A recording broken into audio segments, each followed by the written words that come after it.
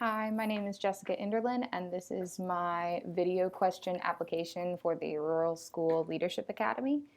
I have the 3 questions here. The first one is, many career possibilities are available to you. Why do you want to lead others in a school? I want to lead in a school because I believe that a good education is the key to a healthy and productive society.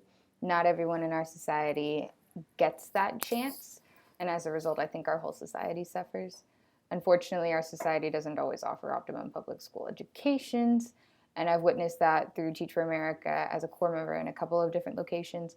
And I don't think it's intentional. I don't think it's a product of malice or anyone actively doing that.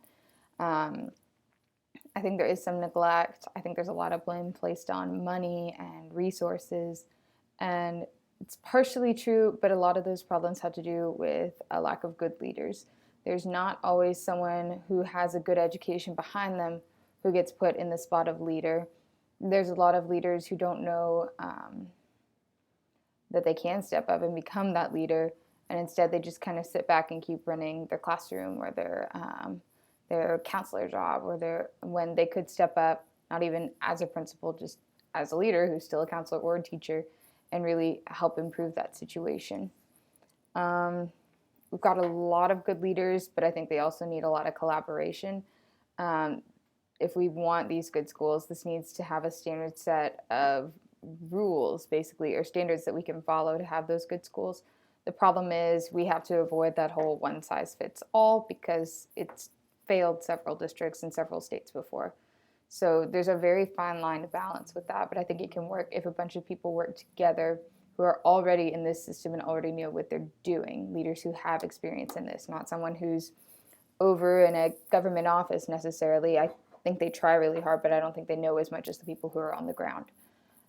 It takes a lot of work. It takes a lot of out-of-the-box thinking, but I think it could really be the key to step up and save ourselves instead of waiting for someone else to do it.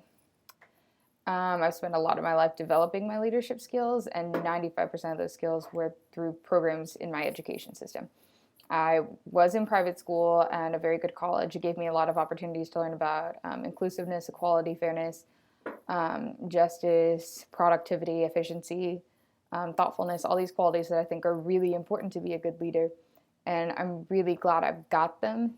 I got this good education, though, because my parents wanted to give me an advantage, and they could give me an advantage. A lot of parents can't necessarily provide that for their kids, and it's not their fault. They went through the same public school education systems their kids are going through now in a lot of cases, especially in like the school I'm in now. I see that a lot. And so there's a big problem where they're there, and there are teachers there who are really, really trying. They're trying so hard to give them that optimum education. So they're learning the math, they're learning the English, they're learning the drama, whatever. But they're not getting those extracurriculars and the field trips and the outside view of the world that a really good education is going to give you. They're not even getting, say, as healthy of meals. And so it's not fair. It's not. It's just not. And schools is where kids learn how they fit in the world, what they can offer the world, and how to be their best selves. And we can't, teachers and counselors and principals, any type of leader, can't keep working in their own separate box, their own separate classroom or office, and really effectively cultivate everything that kids have to offer. I want to use the skills I've gained to be a leader who can collaborate and build better schools and give more to the students who are someday going to lead these schools, these towns, this nation. I want to give them that chance so that we can have more people contributing. The second question is, you could develop yourself as a school leader anywhere. Why do you have a particular passion to lead in a rural region? I'm from Arkansas. I grew up in Little Rock, which is considered an urban area. It is the capital. But a majority of this state is rural. Rural schools typically have a lot harder time filling positions, whether it's a teacher, a sub, a bus driver, anything. They have a harder time getting money, especially when there's a poverty problem. And so the tax dollars that are supposed to be collected to pay for the schools aren't there. People are below the poverty line. They can't pay their taxes. Shrinking populations are leading to consolidation. These changes are stressful on kids. They're stressful on teachers, stressful on families. They're not prepared for it. They often don't get any extra money to help with that transitional process. Like I said, there's a lot of poverty already, so that can cause big problems at home, things that teachers can't necessarily touch or can't see as well, which causes a lot of miscommunication, a lot of misconception.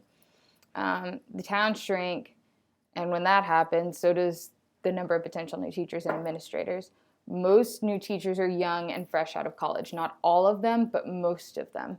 The last place, as a recent college graduate, that a college grad is going to think to move is to a rural town that is 30 minutes minimum from the nearest chain restaurant or store or movie theater, just places that, hey, I graduated college. I finally get to move somewhere big, make my big name, succeed. Last place they think to find that success is in these rural towns. It's not saying they can't. It's just not what they picture in their heads, and so it's not the first place they approach. When you throw in the decreased pay and negative reputations, which generally aren't true, but for some reason people put there because they don't know about it, so they make their own assumptions, it gets even harder to recruit.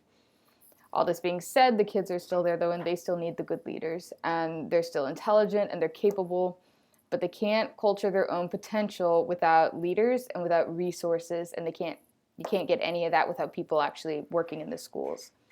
I think there's a lot of urban schools that have an easier time recruiting because that's where the college graduates and recently certified teachers want to go. There's a little more money, there's more business, the pay is generally higher, the schools are usually bigger, so teachers and administrators or potential teachers and administrators tend to flock to these areas before they even consider taking jobs in the rural areas. I know what I've got to offer, and I know there's plenty of people who want to take those jobs in big cities. Like in my case, I'm in Arkansas, so Little Rock, Fayetteville, Hot Springs, Fort Smith, all these bigger towns. There's a lot of people who are willing to go there because these schools have really good reputations because these are good towns. So I don't need to go there. I need to go somewhere where there's more potential that's not being given a fair chance right now. Question number 3, if you could talk to my current principal, the janitor at my school, a colleague in my department, and a student's parent or family and ask them to describe me in one word, what would the word be and why? How accurate do you think those words are? If they're not accurate, what do you think would cause the person to choose that word?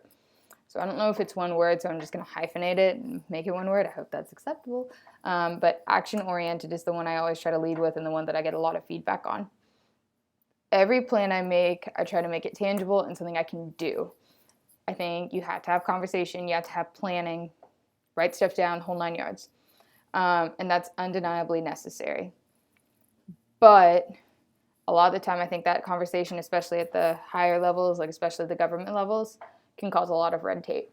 So things move a lot slower. Like they say, we want to order computers. Okay, that's great. We can talk about it, we can plan it, but then you have to run it through so many chains, so many people to approve it, and then you still don't have computers and it's October.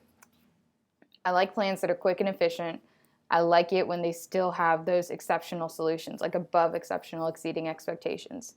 And I think you can do that, and it takes a lot more work in a shorter span of time, but I think it gives a better outcome. I like to be able to make them and go to work quickly, and that problem doesn't have a longer amount of time to linger, because I think that really hurts our kids. I've also been called determined and confident, which I believe fits me pretty well. I run my classroom in a way that suits my personality, and it leads to a pretty casual atmosphere. But I've also got pretty good rapport with my kids, I've been told from a couple of sources of feedback. And at first that was really tricky because you probably can't tell from this because I'm talking to a computer, so my personality's like dead right now. But I'm a pretty positive, loud person, and it works well with my kids, high schoolers.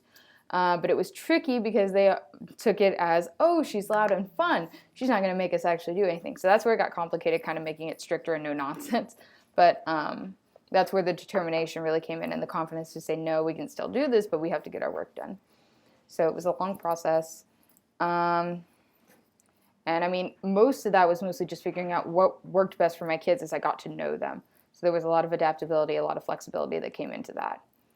I think these are accurate because these are things that I try to display in my school.